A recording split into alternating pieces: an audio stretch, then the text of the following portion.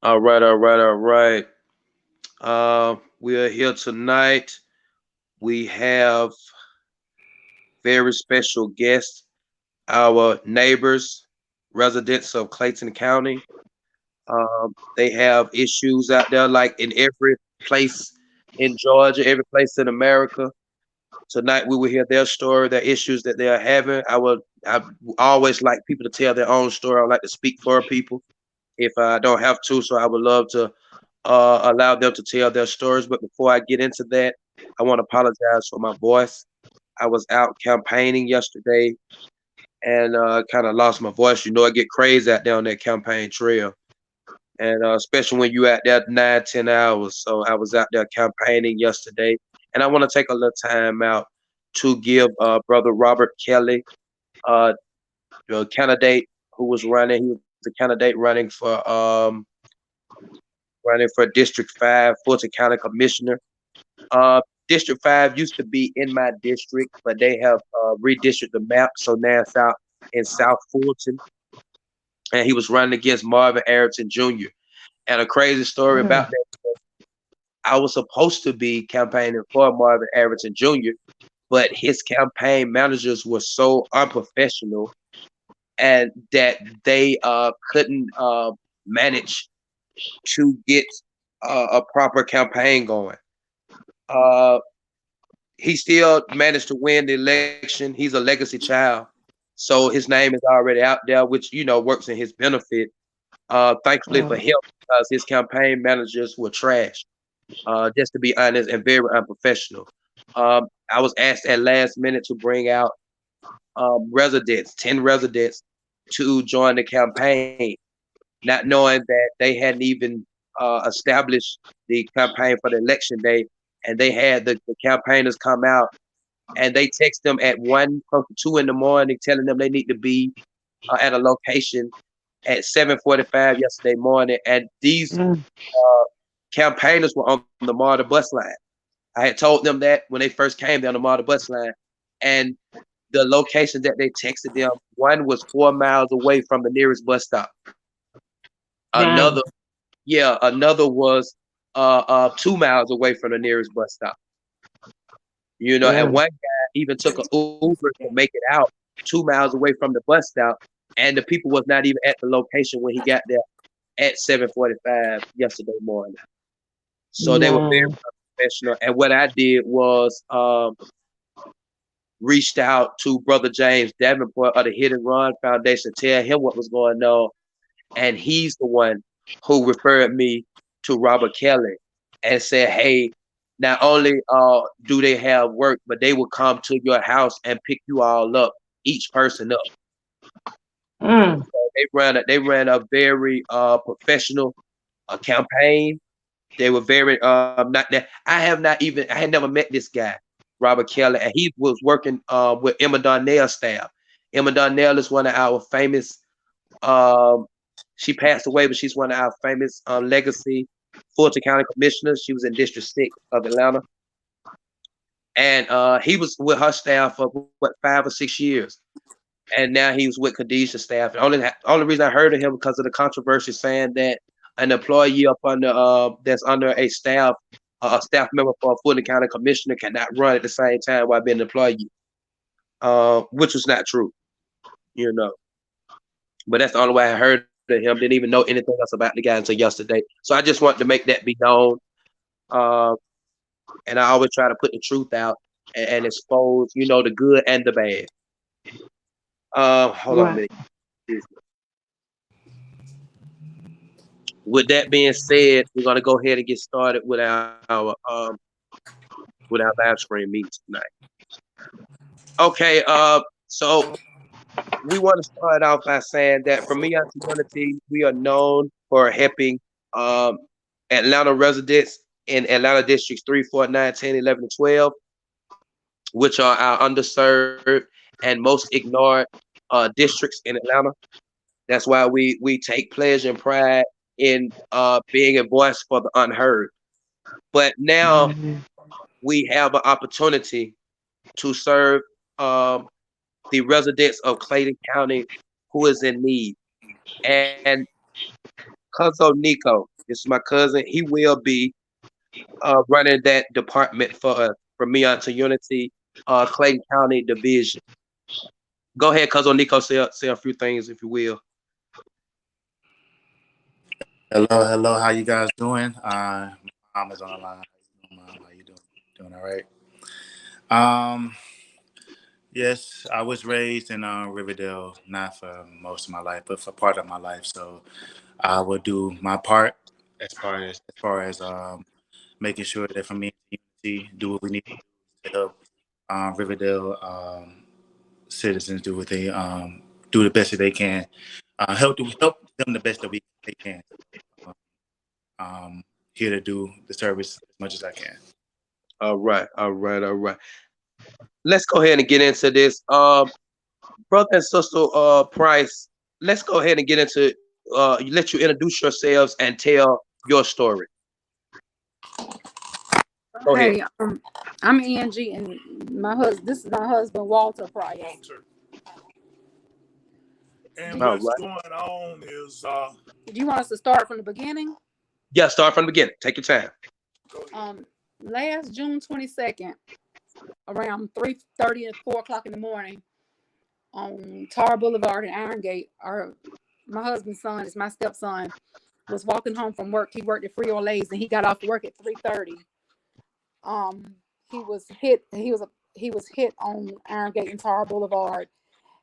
And I'm assuming it was between 3:30 and 4. They found him at 6 when someone was driving by, or and seen his body on the side of the road. Um, I'm just trying to think.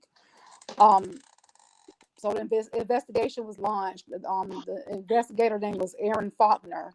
Um, Someone I went out to my niece's house and notified her of his death, but he was about 3 blocks from home. Mm. Um, Fast forward a few months later to September. It was a newer model Mercedes Benz that hit him. They left fragments at the scene. Aaron Faulkner told my husband back in September they had a suspect, and they were sure they had the car, but they had a suspect 100% for sure. that they had the car. So, and that was in September, and he was presenting this to the district attorney. So we just thought this kind of stuff takes time, and so we haven't really been worried about it. We just thought something like this is going to take its time, so we just haven't been worried about it. So it's coming up on a year next month, and so we were like, well, we haven't heard anything, so we haven't heard from the officer. So we started calling around. Then we called the district attorney's office, and they said, no, nothing's been presented to us. We haven't heard nothing. And we were like, what do you mean nothing's been presented to you? He's told us in September, months ago, that they had the suspect, they had a suspect, they had the car for sure in September. So what do you mean no charges have been filed? Now, in the meanwhile, we did get an attorney to try to get some kind of resolution.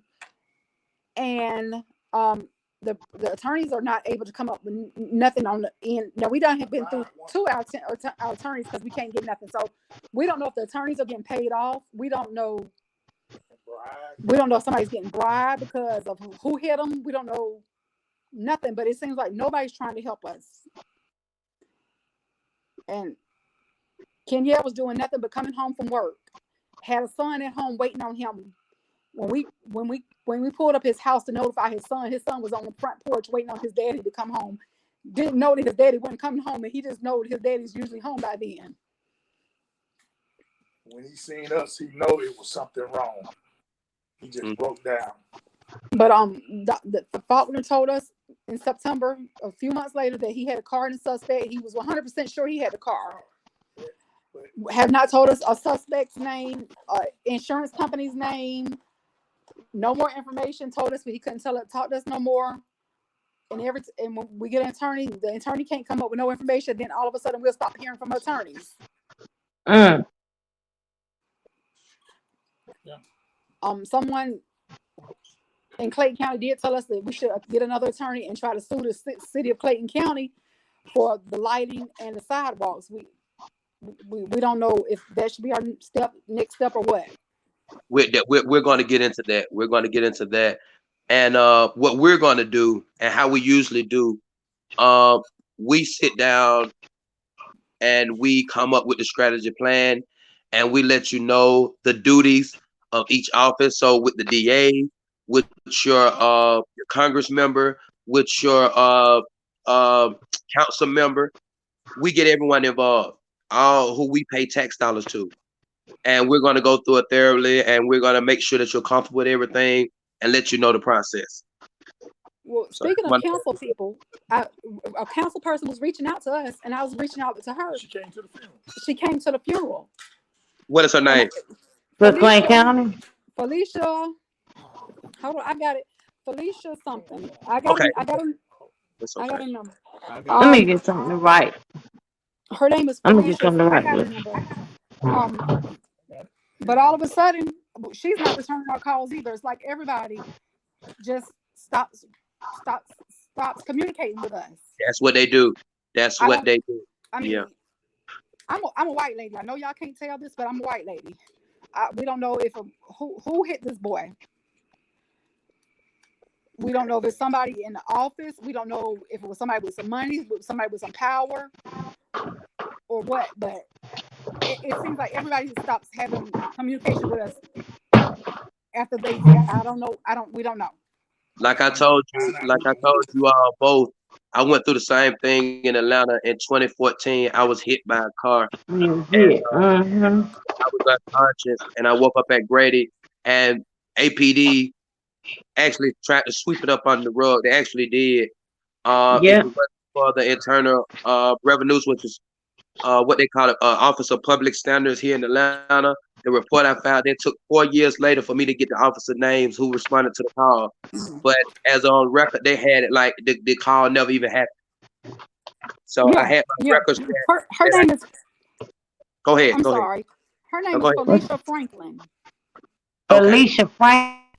Yes. Yes. Felicia. Okay. Thank you so much, Cuzzo J. Thank you so much for writing it down. Yeah, Clayton County city person. Yes, Yes. she's a Clayton. Or the city, was that Jonesboro or Riverdale? Clayton County Commissioner, Jonesboro. Jonesboro, Jonesboro. Georgia. That was Jonesboro? Yeah. 770-477-3214. 3214? Yeah. Yeah. She came to his funeral. And she promised us. She promised us that she would be there for us. That she would answer the call and she would do everything. And actually, this between us, she notified us about some things we could do to the city of Clayton County. And we don't want to come out publicly and say what it was, but Well, that's our job. It's okay to come out public because that's our job and that's our rights as citizens to have those Right. options. Public record. Right. Yeah. So it's no behind the door, back door thing. That's just actually what we deserve as citizens. If they are being incompetent, then that's our protection for them being incompetent. Okay.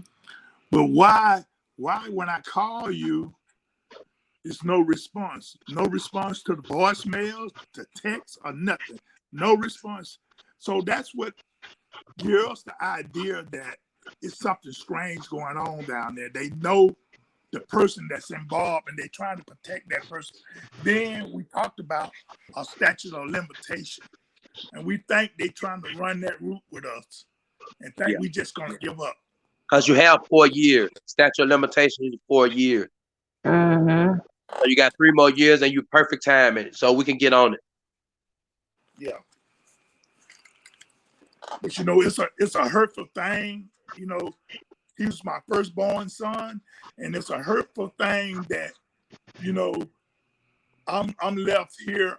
I done retired because of health reasons. And I got to stand here and take care of my grandson and make sure that I could do everything that my son would do for him and make sure he's on the right track. And it's hard, you know? Yeah.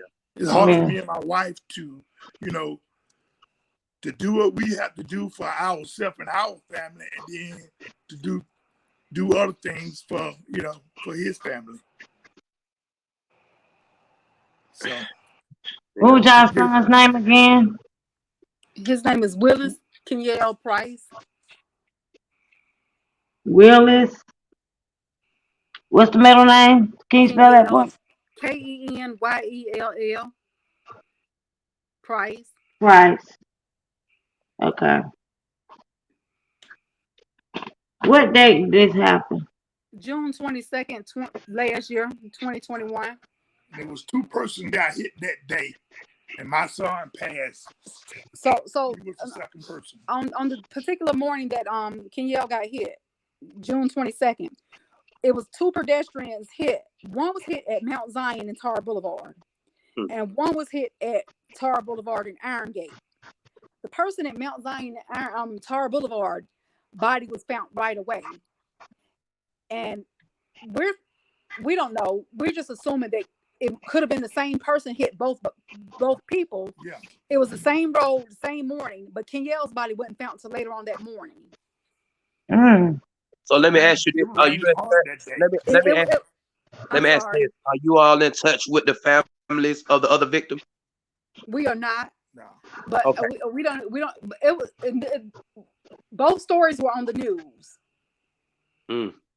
Same day. Yeah. I would like to reach out to them too. I would like to Yeah. reach out. Yeah. Yeah. Do you know the age of the other person? Were they around the same age? I don't know. We don't I know. think it might have been an older gentleman, older than Kenyell. Kenyell was 43, but I'm not sure. I can't remember. Okay. I can call Deidre Dukes and find out, because I talked to her when this first happened, and I'm planning on calling her because we're gonna do something on June 22nd at the site where it happened again. So I don't know if I can get any information from her about the other person or not, but it was a story for both hit and runs that morning.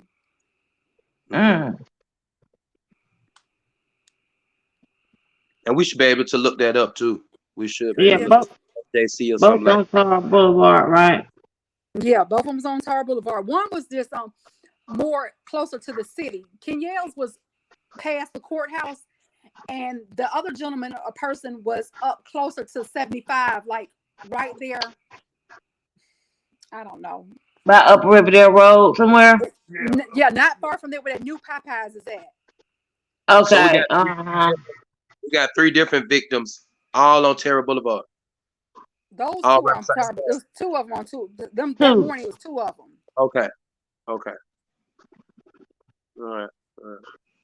Until Okay. closer to so your son was closer to Upper Riverdale Road. No, he was by the courthouse. No, By the he was down courthouse. by the courthouse, past the By the courthouse. courthouse. Okay, past Tara courthouse. And then the other guy was by the highway, or coming up to the highway. By Upper Riverdale Road. It was more like Tar Boulevard and Mount Zion. Right there, it's a new Popeyes right there. Yeah, okay, yeah, I know what you're talking about. Okay. Yeah. That's odd. They really are. So the process. The only thing is, I think that they found the other gentleman first, but I think they both got. I think just how it happened. I think they didn't find our son till later. But I think the other gentleman when he got hit, I think somebody seen it get hit and they got help for him right away. And when Kenyell got hit, he went over on the side and he was laying there for a while before somebody seen his body. What he had on him, we think he was robbed that same morning when he got hit. Somebody came by and discovered him and probably called it in, but during that time, they went in his pockets and took what he had. Yeah. And the homicide investor, was it homicide involved or just regular detectives? His card just says detective, I believe. And his name was Aaron Faulkner. Let me look. I know they gave us Aaron Faulkner and GBI's card. GBI. Yeah. Yeah, I have a card of a GBI agent too. The reason the GBI was informed because it happened on a public highway. And they was Okay. doing construction there. Okay. Yeah.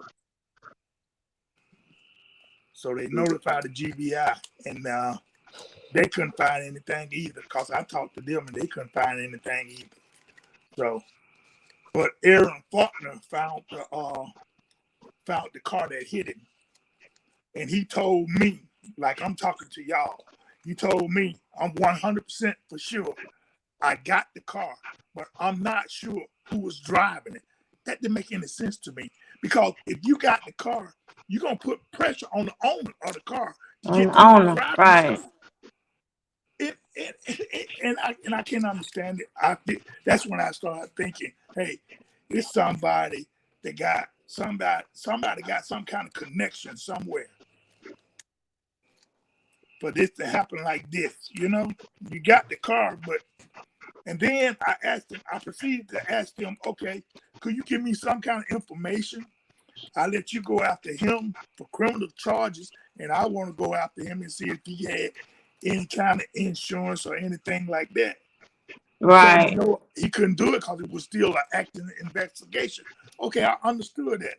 But when you clammed up all the way on me, I lawyered up. I went and got me a lawyer. Then I got a Now friend of the family. let's go through that process. Talk about the lawyer. What happened with the lawyer? Okay, Yeah. into that. Got him a friend of the family. My brother-in-law nephew, he's a lawyer. He took the case. Didn't hear from him for 3 months. Then me and my wife was coming back off a cruise. I said, you know what? Haven't heard anything from the lawyer. Called him for 7 days. Couldn't get in touch with him. I had to fire him and get Morgan and Morgan. Now it don't stop then. Hired Morgan and Morgan, excuse me. Dealt with them that Oh, first he day was when I hired them. 3 okay. months later, didn't have anything from them. When they promised me they couldn't be bribed or persuaded or nothing, they're gonna go after the truth. Now, when I did finally get in touch with him, he tells me that they had investigators on the case, and the investigators found out that they didn't have no leads. Hey, that ain't what Aaron Faulkner told me. He was 100% for sure that was the car that hit it, that killed him. Now, he wasn't for sure who was driving the car. Right. But he was 100% for sure that was the car that hit him. So they killed him. So, like I say, now I'm in the process. If Morgan and Morgan can't give me no more answer, I'm in the process of letting them guys go and getting somebody else. Now But that's it's been Faulkner, strange. Faulkner. Yes. Yes. Aaron, Aaron. Yes. Correct. Okay, and he was with Clayton County, not Jonesboro, right? Or that was the Hold on. Let GBI. me No, go. that's Johnberg. Let me go back to my Yeah, Jonesboro. I have this card. The paper Okay. he wrote it. I'm looking for it. I got a picture of it. The GBI number 2, I got it all. I can't find it now. I had it out the other day. If you can't find it, don't worry about it. But Right. this is not the only live stream we're gonna do, and we are gonna sit down. Hopefully, we'll start at the beginning of next week, on a Monday or Tuesday, the beginning of next week. Well, Monday is what we got. Monday is that's Memorial Day or something like that. What's that? Memorial Day. Yeah. Okay, so Monday, yeah, we'll be out at Willie Watkins Community Day Monday. Volunteering out there helping the community. So Tuesday, next Tuesday, we can sit down virtually. We don't have to be face to face. However y'all want to do it, I would feel comfortable. And in that time, from me out to Unity, we will be working together to get our ducks in a row. Before we present to y'all, let you all know what we have to do and what the fight is. Okay. So we'll sit down and we'll have everything worked out. to be ready to get started. And I wanted to get Brother James Davenport, Hit and Run Help Foundation. We wanted to have him on a live stream. Couldn't reach him. He's been having problems with his phone lately anyway. Probably what's going on now. Excuse me. Okay, yeah, it's Aaron Faulkner, Faulkner, officer. Um, I have his email is aaron.faulkner@claytoncounty.gov. Okay, at claytoncounty.gov. Okay. And I have, Okay. I guess, an office number of 678 61. I guess it's 61. Is that a zero? I'm not sure. 61 something. 6104724. I think. We'll find We'll, out. we'll get the information. As long as we got the name, Yes, we'll if we find out that Aaron Faulkner. So we can find out. all right, all right. And he with So Clayton now, County. yeah. Now, Cuzzo, we're gonna go ahead and allow you to introduce yourself and go ahead and tell what's going on with you. Okay, hi, I'm Joshua McGhee. I go by Jay. I actually had an incident with the Riverdale police officer, um, who pretty much attacked me, um, and then arrested me. But I, they're going to just detail about when it happened. Just want me to Yeah, say what? so let's start first off. Let's start with the fact that you have lupus. You suffer with lupus. Yeah, I do. I have systemic lupus, which has affected my brain and caused me to have epilepsy seizures. It's also affected my lungs and my joints and my spine. So I've had surgery on my cervical spine, and so just a lot of medical problems as a result. Just actually had a stroke in March. So but I was at Kroger on Highway 85, and What was the date of the incident? that was December. Let me get the paperwork. December 9th, 2021. Okay. Now At start from the beginning. Start from the beginning of what happened that day. Okay, and it was at 4. It says at 4 o'clock p.m. What he put on the citation. But that day we got to Kroger, and all of the handicap parking spots was taken up, and a lot of people did not have handicap tags or the decals hanging in their windows. So I called 911 and said it was a non-emergency call, but Kroger just needed an officer to respond to clear up some of the handicap parking spots because I'm with my mom and my grandson. I don't drive because of the seizures. Um, they asked me my name, which they had. I gave them my name, and if I wanted to wait to meet the officer, and I said no. Um, Bits and pieces of it are scrambled because when he banged my head, I did have a seizure, but he kind of, my mom and my grandson filled in some of the pieces, and he incorrectly filled in some of them. But anyway, he said on his police report, well, he had on his camera, which the incident was about an hour and 52 minutes, and the video is only 32 minutes long. Um, he said that when well, I tell what happened when he arrived. Well, he was already there. My grandson and I was about to walk. My mother had walked into the grocery store, and my grandson and I was about to walk in after her. And the officer approached me and he asked me if I was just Sharon McGhee. And I said yes, because I had already said I did not want to meet the officer. And he said, well, um, the lady in the truck, he pointed to her, that she said that you were yelling at her, and I'm gonna need your, well, he started yelling at a like high tone, I'm gonna need your license and your name. And I'm like, no. I don't know something about me yelling at someone and I have my license on me. I'm not driving. I have seizures. And he continued to yell and said, "Ma'am, I'm gonna need you to give me your license, or I'm gonna detain you." So at that point, I picked up my cell phone and I commenced to call 911 because I'm gonna call the police on the police. Um, he told me at that time that I needed to put my phone down. Um, I needed to put my phone down and not make a phone call when he was talking to me. But it was basically, put your phone down. You don't need to be making no calls when I'm talking to you. I'm asking you for your license and your name. And I said, you know what? I'm not gonna stand here and argue with you back and forth. I'm going in the store and and start my grocery shopping. So that is when he told me to put my hands behind my back, that he was detaining me. I turned around, put my hands behind my back, and then he told me to get in the back of this car. That's my grandson ran and got my mother in the grocery store.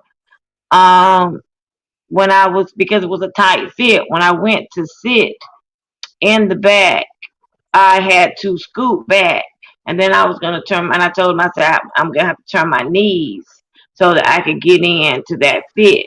And I wasn't moving fast enough, I guess, because then he grabbed me by my head, and the plexiglass that separates the front where the officer is to where the person arrested is. He grabbed my head. He hit my head up against the plexiglass. I remember 2 times. After the second time, I said, "Please don't do that." I was yelling at that time. "Please don't hit my head up against the thing. I have seizures and I've had surgery on my neck." I remember waking up, which I was told I had a seizure after that. And lost consciousness.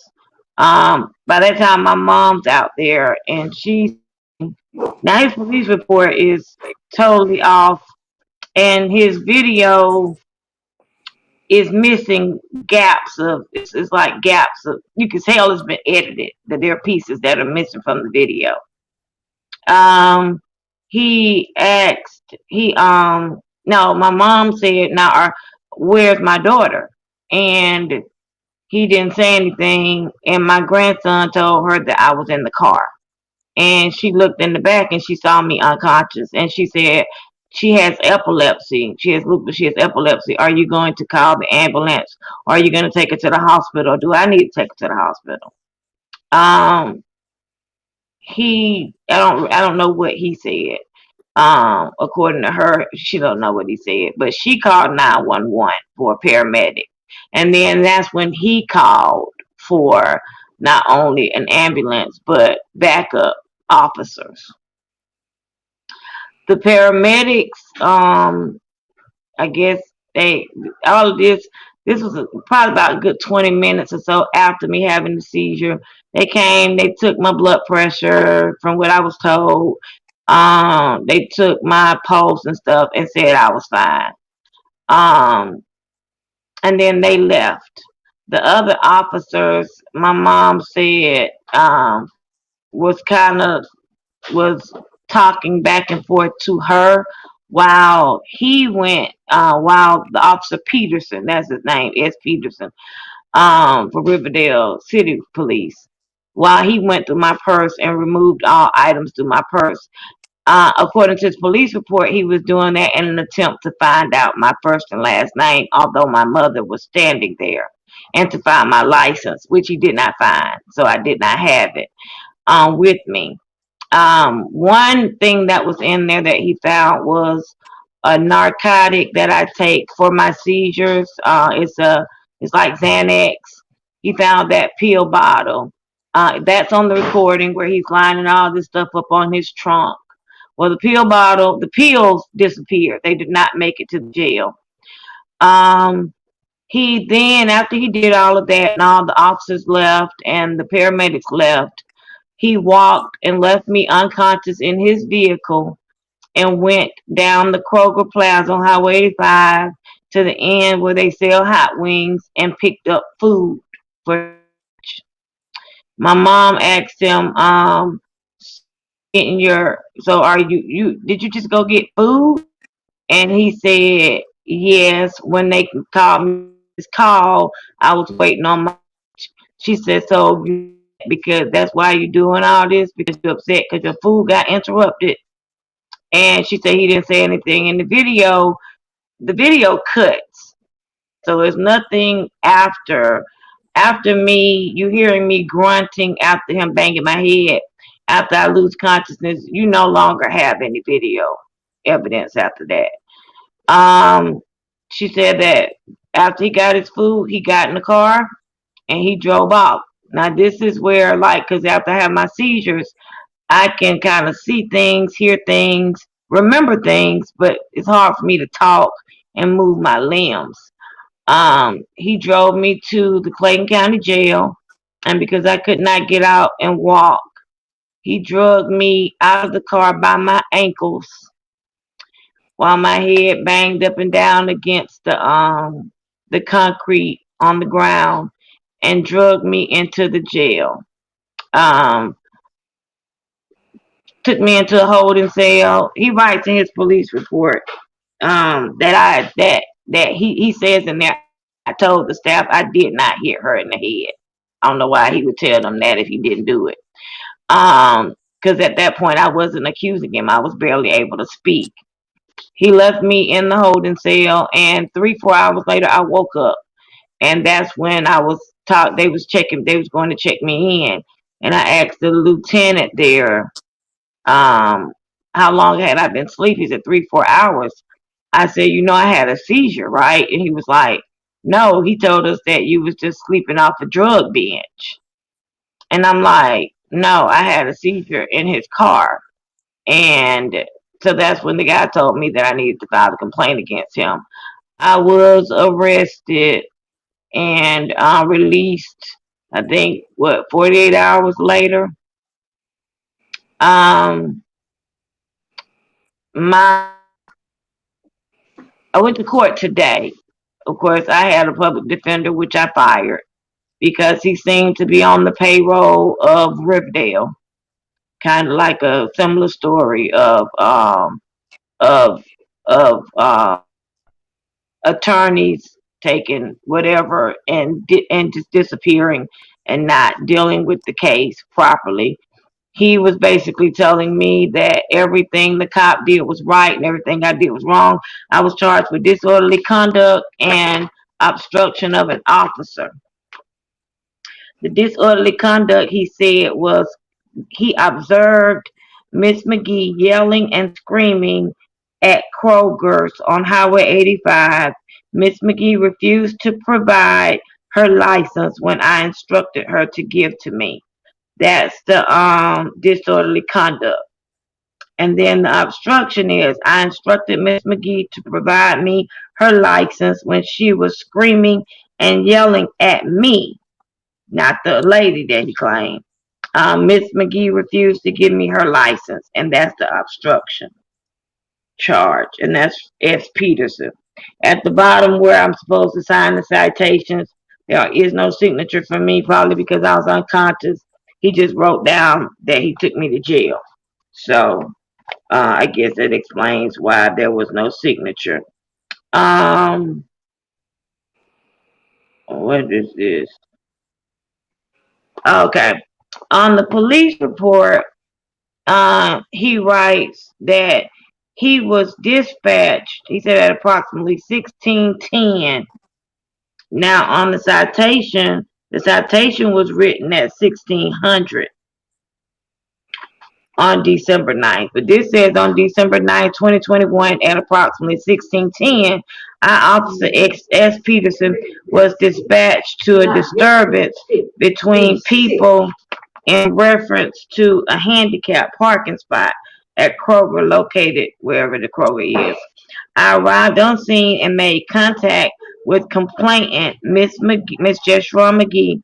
Miss McGhee advised me um, Miss McGhee advised me she walked up to an unknown woman parked in the handicapped parking spot to confront her for not having a handicap decal.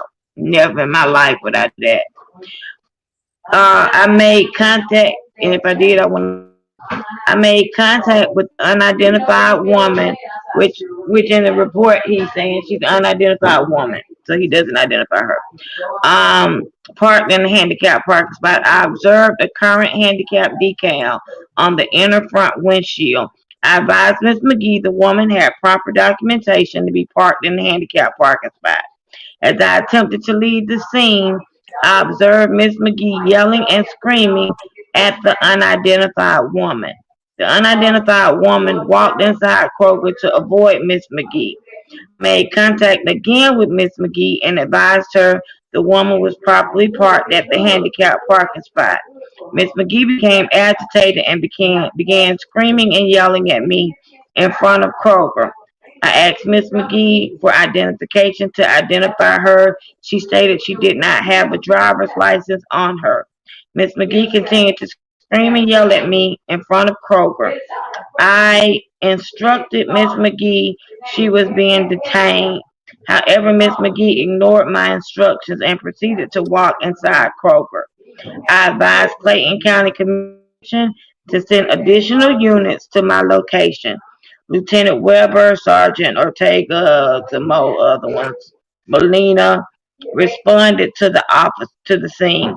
Miss McGhee attempted to talk to Officer Vivies about me detaining her. Officer Vivies advised Miss McGhee she was detained by me. I instructed Miss McGhee to place both hands behind her back, which I was already detained, I thought. Miss McGhee refused my commands. Officer Molina assisted me with securing both hands behind Miss McGee's back and securing the handcuffs for fit and double locking the handcuffs.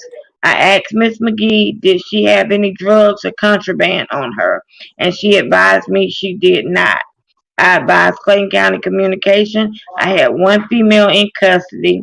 I located Miss McGee's driver's license inside her purse and verified through NCIC, GACIC, she was not wanted by any law enforcement agency. Officer Molina and I escorted Miss McGhee to the rear of my patrol vehicle. Miss McGhee began to resist being placed in my patrol vehicle by using her body weight. Now I'm the one that uses a cane to get around because that's how my strength is. But Miss McGhee used her body weight against mine. I placed both hands on Miss McGee's abdomen and secured Miss McGhee in the back seat of my patrol car. Miss McGee's mother advised me Miss McGhee had not been taking her medication, and that was the reason she was not listening to my instructions. Miss McGhee stated that she had a seizure. I told him that. I couldn't have told him that. And her head was hurting. Riverdale Fire Engine 2 arrived on scene and cleared Miss McGhee medically. I advised Miss McGhee I was charging her with 50-5 disorderly conduct and 50-6 obstruction. I advised Clayton County Communication I was transporting one female to the Clayton County Jail. I arrived at the Clayton County Jail and secured, excuse that, that's my mom in the background, just really having to be loud. I arrived at the Clayton County Jail and secured my duty weapon and duty belt in the back seat of my patrol vehicle. I observed Miss McGhee laying down in the back seat of my patrol vehicle. I, I instructed Miss McGhee to wake up. However, Miss McGhee did not respond to my instructions. I escorted Miss McGhee to intake with the assistance from the Clayton County Jail staff and transferred custody of Miss McGhee and her property to the Clayton County Jail staff without incident. Miss McGhee advised the Clayton County Jail staff. Miss McGhee advised the Clayton County Jail staff I hit her head. I advised Clayton County Jail staff I did not hit Miss McGee's head, and she was cleared by, and it's missing another page. It stops at cleared by, and they said that there is no existing page to go along with that. So Cuzzo, it's a lot of holes in that. Listen to that, it's a lot of holes in that. A lot of them. Yeah, even from the video cam, the body cam. Uh, even as you speak, when you said that you were having a seizure, and he claims that you told him that you having a seizure while That's having a seizure. impossible. Yeah, it's a lot. So we got Right. a lot to work with. We have a lot to work with. Uh, Like yeah, I we feel got a like lot to work. that story just doesn't, piece by piece, doesn't add up. It doesn't add up at all. Like for her, like you said, to say that you told him. I've seen my mother have seizures. I've never seen my mom say that she had seizures right after she had a seizure. That's illogical. So yeah, that doesn't add up at all. The So we story want to doesn't. go talk to that judge too. We want to talk to the judge that was over that case. That's over the case. Uh, we gonna get our list together. We're gonna get our list together, and the same. So by Tuesday, we should be on point.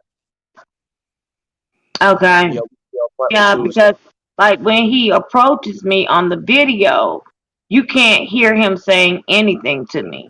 And then, of course, there is this woman that he claims I was yelling at. There is really no evidence that she even exists. The woman that did come out that I was talking to was my mom, that's on the video, and my mom's hard of hearing. So, and that's what she was saying. Come on in the store. Let's go shopping. But I was like, okay, I'm not going to argue with you. So that, not her, I was telling him I'm not going to argue with him. Me using my body weight against him, this man is he was about 6'1", 6'2", maybe about 275 pounds. And of course, I'm 5'2", 170, 165, 170. And it's possible that I've seen people that small use their body With, weight with, against it, but he said it was two officers. with, with your medical condition Right, and your physical state, and what you've been, it's impossible. We got lawsuits to file right. for both parties. You, Cuzzo J, and brother and sister Price, we got lawsuits to file. Yeah. Yeah, that's where we going, and that will open up, investigations on top of it because they got to prove themselves that to say that they were not incompetent. But Right. and I'm sure other people gonna come forward too. That's been Right. dealing with the same thing out there in Clayton County. Uh, that's usually how it works. That's the point of this live stream. We want to put it out here so other people can be involved too, and to get some kind of justice. That's it. hmm So, Because it just kind of struck me when they said that when you all said, Brother Sister Price, about how the lawyers that you all had, um, just kind of seemed to back up or back away from it, having anything to do with it at all. And not And this only that, lawyer that I had did the same thing. Fired him today. yeah, not only that, they ain't applying no pressure. You know what I'm saying? Okay, if he tell hmm you that, why you not asking for any kind of any kind of investigation on the car evidence? You want to see some evidence yourself. You ain't gonna just take what they say for granted. Right. And seem like that's what they doing. When I did talk to Morgan and Morgan, they saying they investigated, to come up with the same thing that the police said. Quite naturally, they will. If they planted it, true. if they aim it to go that way, and they don't show them the actual car, I'm quite sure they ain't even seen the car. Right. So how could you get these determinations when it's not been proven? So Yeah. I don't know. I don't know. It's like I say, it's something going on down there. They clicked up with somebody. It's something. I don't know if it's Uh-huh. one of their sons, daughters, or something. But if you got the car, you got to start. That's right. Right. That's the major Because piece of the owner evidence. of the vehicle should at least know who was driving their car if it was not them. True. Exactly. And And then interrogate that owner. That's all you got to do. yeah, Interrogate the owner. Yeah. that's it. Exactly. That's it. Ain't no pressure being applied. Yep. Well, I want to thank you all both for sharing your stories. It take a lot to come forward through all the hurt, through all the pain, through everything you've been through, all the letdown. Um, we in the fight now. We're gonna get on this. So by next week we'll be started. we'll get started next week. Yeah, cause how she sound and the way I feel, it's still fresh. It's like it happened yesterday. Right. And we looking forward to get all the help we can from y'all guys. You know what I'm saying? We got to put it in somebody's hands that know the channels. We don't know the channels. Mm-hmm. Well, you finna learn them now because we're gonna be, we boots on the ground. Great. And we go to every department. That's how we roll, So you're gonna learn them, and we a nonprofit. We don't take no fees, but we work harder than the people who get paid to do the job. So we boots on the ground and we ready. Hey, we appreciate it. We appreciate it. We need, some people it's God sent. You know what I'm saying? So I'm looking at it that way. God got us in touch with you to give us the help that we need. Because Right. that's the power. I tell people all the time, I said, we have power. That power from the higher powers inside of us, and we have to come together. Mm-hmm. Yep. We agree. Yeah. Well, all right, then. I'm not going to hold you all any longer. We know we have to do. Sorry for y'all loss. Yeah, thank you. Mm-hmm. And I'm sorry for what you had to go through, too. Thank you. Yeah. You're welcome. All right. You all have a great night. And let's go ahead and get started. All right. Thank you. All right. You're welcome. Have a blessed Thank you. Good night. Thank y'all. All Good right, night. thank y'all. Good night. All right.